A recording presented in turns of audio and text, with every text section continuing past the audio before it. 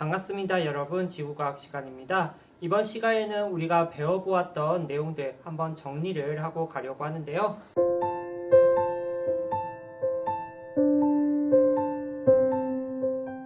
우리가 배웠던 별과 외계행성계 같이 정리도 하고 문제도 풀어보면서 복습하도록 하겠습니다. 먼저 별의 물리량부터 우리 다시 볼 건데, 우리 별을 분류할 수 있었어요. 그런데 그거를 스펙트럼형 가지고, 즉 표면 온도로 이렇게 분류를 했던 거 기억하시죠? 그래서 우리 OBA, FKM 외웠잖아요. 오베이비, 파인걸, 키스미, 그런 거 기억해 주시면서 한번 다시 가볼 건데, 첫 번째로 나온 게 별의 표면 온도고 별의 색이라고 나와 있습니다. 표면 온도가 높은 별은 짧은 파장에서 많은 에너지를 방출하여 상대적으로 어떤 색을 띄었나요? 그렇죠. 우리 푸른색을 띄고, 표면 온도가 낮은 별은 긴 파장에서 많은 에너지를 방출하여 상대적으로 붉은색을 띈다. 그 다음에 2번을 보니까 분광형, 스펙트럼형 나와 있어요. 이게 가장 중요한 거예요. 별의 스펙트럼이 있는데 별이 우리에게 별빛으로 나 살아있어 신호를 줍니다. 하지만 우리가 그것을 스펙트럼을 가지고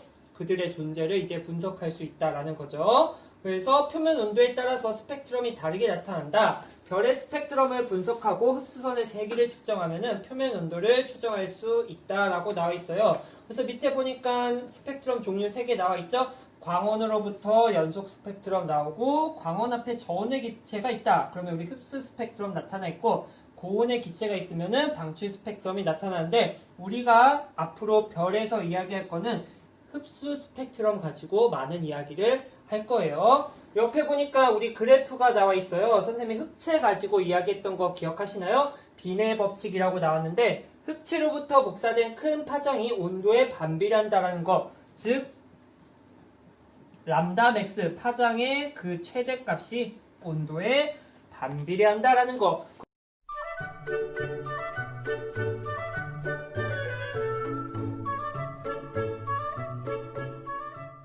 우리 6000K 태양입니다. 지금 보니까 태양은 노란색 파장에 해당하는 영역에서 가장 큰 값을 가지죠. 그래서 우리 태양을 볼 때 노란색으로 볼 수밖에 없는 이유가, 노란색에서 많은 에너지를 지금 주고 있으니까 그렇게 생각을 할 수 있어요. 아무튼간 온도랑 파장과 이렇게 반비례 관계가 있다라는 거, 그래서 이것도 살펴보았고, 밑에 보면은 별의 분광형이 나와 있어요. 이거 정말 중요하죠.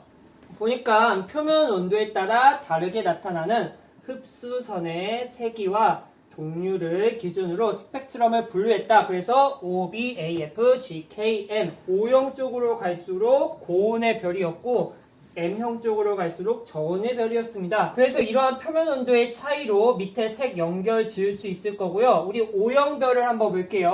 이런 온도 차이 때문에 흡수선의 세기가 다 달랐고, 그거 가지고 우리 별을 분류할 수 있었는데, 이 그래프를 해석하는 방법은, 예를 들어서 O형의 별이다. 그러면 O형 같은 경우는 지금 이온화된 헬륨의 흡수선의 세기가 가장 강하게 나타나고요. 우리 A형 별은 지금 수소 흡수선이 가장 강한 모습 보이고요. 우리 태양은 G형입니다. G2.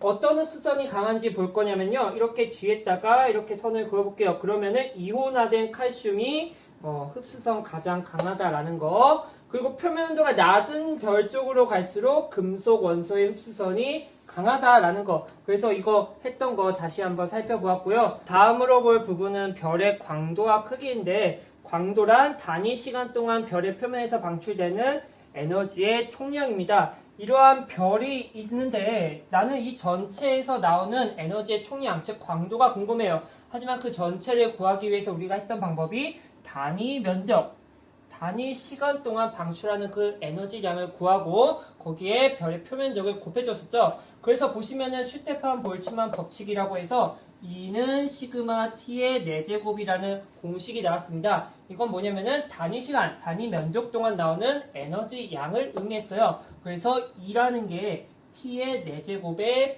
이렇게 비례하는 모습이 보이고요. 이걸 가지고 이제 앞에 별의 건널비를 곱해주니까 별의 광도가 나왔습니다. 그래서 이 식 많이 사용했었죠. 그래서 알고 계셔야 되고 외워주셔야 되는 겁니다. L은 4파이R 제곱, 시그마 T의 4제곱. 그리고 밑에 보니까 별의 크기라고 나와 있어요. 선생님이 말씀드렸듯이 별의 크기는 반지름과 관련되어 있는 친구고요. 우리 이 식을 이렇게 변형시킬 수 있어요. R만 남겨두고 다 옮겨주시면 되거든요. 한번 해볼게요. R제곱은 4파이 시그마 T의 4제곱 분의 L. 근데 R의 제곱 이거 없애주려면은 루트 이렇게 씌워주시면 되겠죠. 그래서 R은 비례하는데 T의 제곱이고 루트 L에 이렇게 비례하는 모습이 보입니다. 그래서 여기에 루트 표시해줘야 되는 거 잊지 말아주시고요. 아무튼간 반지름이라는 게 이런 T랑 L의 관계로 나타낼 수 있구나. 그래서 이거 가지고 앞으로 많은 것들 우리가 문제도 풀어볼 거고 HR도도 해석할 거예요. 별의 크기가 같은데 온도가 높아요. 무슨 말이냐면은 얘가 같은데 T가 높다라는 것은 L이 엄청 커져야 된다라는 거죠. 그래서 온도가 높을수록 광도가 크다. 그 다음에 별의 표면 온도가 같을 때, 즉 분광형이 같을 때 크기가 클수록 광도가 어땠나요? 컸죠. 별의 표면 온도가 같다라는 것은 우리 분모를 생각 안 해줘도 된다라는 거고, 크기가 크다. 그러면 R이 크다라는 거고 L 또한 크다라고 우리 쓸 수 있겠죠. 그래서 이러한 광도 가지고 해석하는 방법 앞으로 더욱더 익숙해지셔야 됩니다. 그래서 우리가 앞에서 보았던 표면온도와 광도를 가지고 이제 별들을 나열하는 HR도를 볼 건데 HR도의 가로축을 보시면은 별의 표면온도 아니면은 분광형으로 나타냈고 세로축은 별의 광도랑 여기에 절대 등급이 들어가 줘야 되죠. 우리 겉보기 등급 눈으로 보는 거고 절대는 10파색이라는 기준으로부터 오는 것을 등급으로 나눈 거다라고 말씀드렸죠. 우리 가로축에서 왼쪽으로 갈수록 HR도 간략하게 한번 그려볼까요? 대각선에 주결성 있고 여기에 거성, 초거성, 그 다음에 여기에 백색 외성 있었죠. 가로축에서 왼쪽으로 갈수록 여기 분광형 O, B, A, F, G, K, M 왼쪽으로 갈수록 표면 온도가 높았어요. 온도가 높으니까 푸른색을 띠겠죠. 그 다음에 세로축에서 위로 갈수록 우리 세로축은 광도 또는 절대 등급을 표현했는데 위쪽으로 갈수록 절대 등급이 작다. 그 말은 광도가 크다라는 거죠. 등급이라는 것은 작을수록 밝다라고 선생님이 한 10번은 말했던 것 같아요. 그래서 여기 빈칸은 크다라고 적어주시면 되고요. 그 다음에 오른쪽 위로 갈수록 오른쪽 위로 가면 우리 거성들이 분포하는데 반지름이 큽니다. 그리고 반지름이 크기 때문에 부피 또한 클 거고 밀도는 작다라는 거. 그래서 이렇게 HR도 간략한 특징 보았고요. 밑에 그림 보면서 다시 이야기를 해보도록 할게요. 우리 대각선에는 이런 식의 주결성 있고요. 그 다음에 거성, 초거성, 그 다음에 백색 외성이 있는데 위에 있는 빈칸을 채워볼게요. 왼쪽 위에 분포할수록 질량이 크고 표면 온도가 높았죠. 이쪽 위로 갈수록 질량이 크고 표면 온도가 높다. 그 다음에 거성을 보시면요. HR도에서 주기활성이 오른쪽 위에 분포하는 별이고 표면 온도가 낮지만 반지름이 크기 때문에 광도가 크다라고 말을 할 수가 있어요. 우리 거성 배울 때 아마 선생님이 온도를 이렇게 고정시키고 이야기를 했던 것 같아요. 여기 주기활성 A, 거성 B, 초고성 C가 있는데 얘는 지금 온도가 같아요. 하지만 광도가 다르죠? 우리 광도 다시 써볼까요? L은 4파이 R제곱 시그마 T의 4제곱.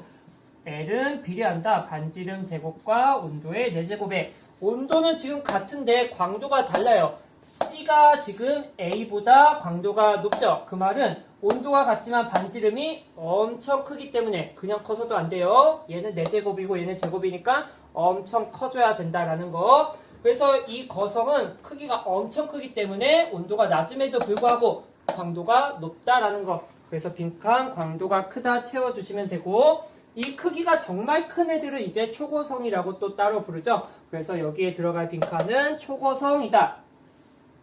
그 다음에 HR도에서 주기활성이 왼쪽 아래에 분포하는 별 여기 빈칸에는 백색 외성 들어가 줘야 되죠. 표면 온도는 높지만 반지름이 매우 작아 광도가 작고 평균 밀도가 매우 높다. 그래서 백색 외성 밀도가 크다라고 이야기를 할 수 있어요. 아무튼간 이 HR도 정말 중요하니까 계속해서 보셔야 됩니다. 그래서 다음 장을 넘겨보시면요. 선생님이 그림 자료 실어줬는데 이런 식으로 별의 크기 비교해 볼 수 있을 것 같아요. 먼저 태양이 정말 작게 표현이 됐죠. 근데 옆에 있는 애들 보니까 시리우스, 우리 시리우스도 수업 시간에 이야기를 했는데 주기활성이죠. 주기율성에 비하면은 우리 거성, 초고성으로 갈수록 정말 큰 사이즈 차이가 나죠. 반지름이 너무 크기 때문에 얘네 광도가 높을 수밖에 없다라는 거고요. 밑에 보니까 태양, 지구, 백색에서 이렇게 또 비교를 하네요. 우리 작게 느껴지는 그 주기율성보다 더 작아요. 그 말은 정말 밀도가 클 수밖에 없다라는 거 알 수 있겠죠. 그래서 우리 백색에서 밀도가 큰 별이다. 한번 기억을 해주시고 밑에 있는 그래프를 한번 같이 볼게요. 이 그래프는 우리 주기율성에서 질량과 광도의 관계인데 지금 질량이 커질수록 광도가 커지는 모습이 보이죠? 다시 말하지만 질량과 광도가 이렇게 비례하는 것은 우리 주기율성에서만 이야기를 할 수 있어요. 거성이나 초고성, 백색외성에서는 적용하기가 힘들다라는 거. 그래서 이런 식의 그래프도 살펴보았고 다음으로 넘어가 보겠습니다. 다음은 이제 별의 진화인데요. 우리 HR도에서 그 분류한 별들이 어떠한 과정을 통해서 진화를 할까? 먼저 성운의 중력 수축을 통해서 원시별이 형성됩니다. 성운이라고 하는 것은 우리 구름 생각해 주시면 되거든요. 이렇게 흩어져 있던 애들이 모이게 됩니다. 어떻게 모일 수가 있나요? 그렇죠. 서로 끌어당기는 힘, 중력에 의해서 모아질 수 있고요. 그렇게 계속 모아지다 보면은 뜨거우니까 온도가 올라갈 수밖에 없어요. 그래서 이것을 중력 수축 에너지라고 우리 표현을 했었죠. 아무튼간 원시별이 이제 그렇게 모여서 형성이 되고 계속해서 중력 수축을 통해 중심부의 온도가 1000만 K에 이르게 되면은 수소 핵융합 반응을 시작합니다. 그래서 주계열성이 탄생한다라는 거. 다시 말해서 이 별이 주계열성이다 라고 말을 하려면은 수소 핵융합 반응을 시작해야 된다라는 거죠. 그래서 원시별의 질량 경로를 또한 보면요. 원시별의 질량이 클수록 광도가 크고 표면도가 높은 주계열성이 된다라는 거. 이것은 다음 장에 있는 이 그래프를 보시면 될 것 같아요. 보시면은 주계열성이 이렇게 표현되어 있는 HR도인데 지금 원시별의 질량이 태양보다 100배, 10배, 3배, 1배, 0.5배 질량이 크면 클수록 주기율성에서 질량이 크고 광도가 높은 곳에 이렇게 도달할 수 있는 거죠. 그래서 이 문장 잘 기억을 해주시기 바라겠습니다. 질량이 클수록 광도가 크고 표면도가 높은 주기율성이 된다. 그래서 이렇게 원시별에서 주기율성이 되면요. 중심액에서 수소핵융합 반응으로 에너지를 방출하고 크기가 일정해지는데 그것을 주기율성이다. 그래서 이러한 주기율성은요. 별의 크기가 변하지 않고 일정합니다. 일정하다.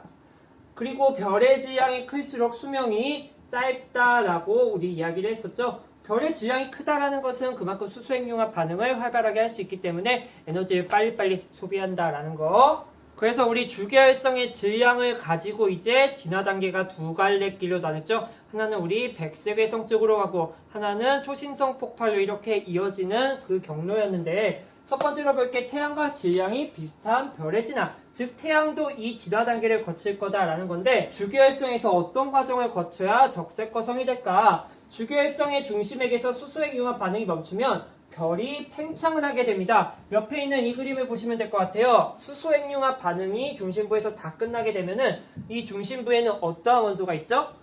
헬륨 원소가 가득 차게 되겠죠. 그래서 그 헬륨이 가득 차게 돼 있지만 바깥쪽에는 아직 수소들이 남아있어요. 그래서 바깥쪽은 또 자기들끼리 수소핵융합 반응을 해서 팽창을 할 수가 있는 거고 중심에는 헬륨밖에 없으니까 지들끼리 뭔가 또 할 수가 없어요. 그러면은 끌어당겨서 즉 중력 수축을 통해서 온도 계속 높여줘야겠죠.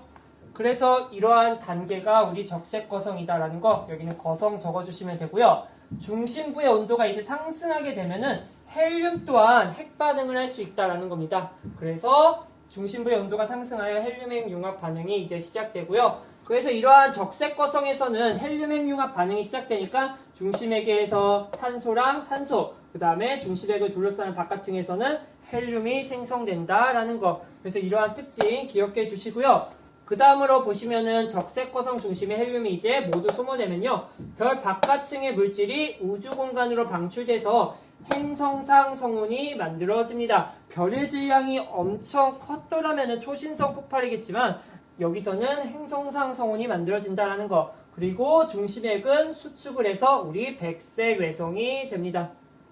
그 다음에 태양보다 질량이 매우 큰 별의 진화를 한번 볼게요. 마찬가지로 주기활성에서 거성의 맞긴 맞지만 앞에 정말 큰 거성이 된다라는 거고, 거성보다 훨씬 크고 광도가 큰 초거성이 된다. 중심부의 온도가 높아 헬륨, 탄소, 산소, 규소 등이 차례로 생성이 되고 최종적으로 철, Fe까지 생성이 되는 거. 그게 초거성 단계에서 이제 이루어지는 일들입니다. 그래서 최종적으로 철이 생성되고 그 이후에 이제 폭발을 하게 됩니다. 그래서 밑에 다음 단계가 초신성인데요.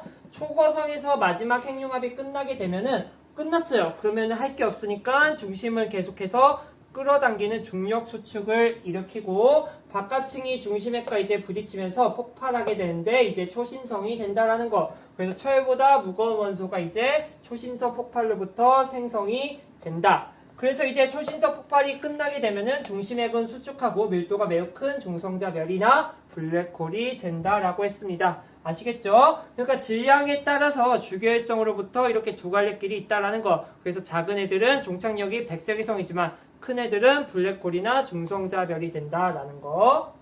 그래서 다음 장에 있는 그림을 하나만 보고 갈 건데 이 그림을 한번 볼게요. 우리 태양의 진화 과정입니다. 태양은 지금 주계열성인 여기에 위치하고 있지만 이제 시간이 지나서 진화를 하게 되면은 거성, 적색 거성이 되고요. 그 다음에 이제 적색 거성에서 행성상성운으로 됐다가 이제 백색 외성이 됩니다.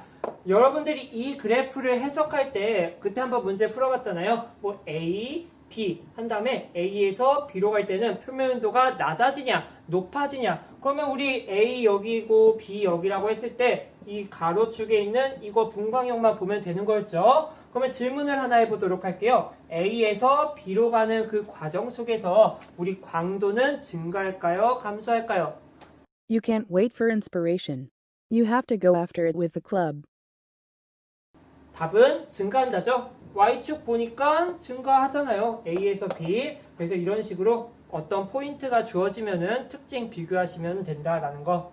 다음 장을 넘기시면은 별의 에너지원이 나와 있습니다. 이것도 계속해서 이야기를 했던 건데 첫 번째 에너지는 중력에 의해 수축한다. 아하, 볼 필요도 없이 중력 수축 에너지구나. 그래서 우리 위치가 있었는데 위치가 감소함에 따라서 운동 에너지로 이렇게 변환되고 그때 발생하는 에너지 중력 수축 에너지다. 이것은 원시별의 에너지원이었죠. 우리 처음에 성운에서 원시별이 탄생하는데 원시별이 탄생해서 주계열성이 되려면 1000만 K까지 가져야 돼요. 그러면 온도를 높이기 위해서 중력 수축으로 이렇게 에너지를 만들어야 된다라는 거. 그래서 원시별의 에너지원이고요. 그 다음에 수소 핵융합.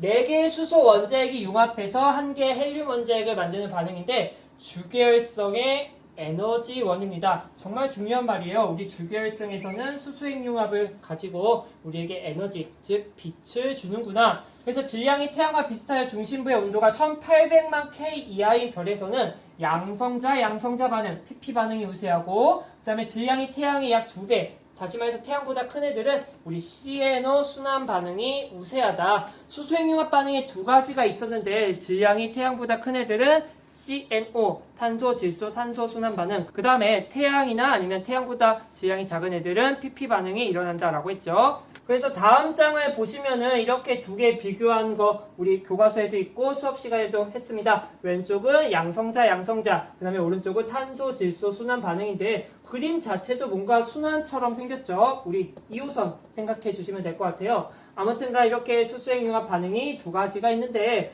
한쪽은 질량이 큰 애, 한쪽은 질량이 태양이나 아니면 태양보다 작은 애 이렇게 비교해야 된다라는 거. 그래서 이렇게 에너지원도 살펴보았고요. 우리 별의 내부 구조를 볼 건데 정력학 평형 말이 나왔습니다. 이거 뭐였죠? 주계열성이 사이즈를 유지할 수 있는 이유, 그것은 바로 정력학 평형 때문인데 별 내부의 기체 압력 차이로 발생하는 힘과 그 다음에 우리 중력이 평형을 이루고 있는 상태로 주계열성은 정력학 평형을 이룬다. 만약에 중력이 강하다 그러면은 별의 크기는 뭔가 줄어들 거고 기체 압력 차이로 발생하는 힘, 중심으로부터 멀어지는 힘이 더 크다라면은 우리 사이즈가 커지겠죠. 그 다음으로 우리 내부 구조를 한번 볼 건데 내부 구조도 마찬가지로 질량이 태양 정도냐 아니면은 태양보다 크냐 이거에 따라서 나눴는데 질량이 태양 정도인 별, 즉 태양 같은 애들은 중심부터 핵, 복사층, 대류층으로 이루어져 있다. 그래서 선생님이 태양 생각하면서 대류층 가장 바깥쪽에 있다 말씀드렸고요. 그 다음에 우리 내부 구조 질량이 태양보다 큰 애는 우리 바깥쪽에 복사층이 있고 그 다음에 안쪽에 대류층이 있다. 그래서 우리 질량 차이로 이렇게 나눴다 이야기를 했습니다. 그 다음에 마지막 단계에서 내부 구조인데요. 질량이 태양 정도인 별, 우리 주계열성 중에서 질량이 태양 정도인 애는 종착역이 어디였죠? 그렇죠. 우리 백색 외성이었죠. 이 백색 외성의 중심 핵을 보면은 주로 탄소랑 산소로 구성되어 있고요. 그 다음에 질량이 태양보다 매우 큰 별은 우리 최종적으로 철까지 만들어질 수 있다.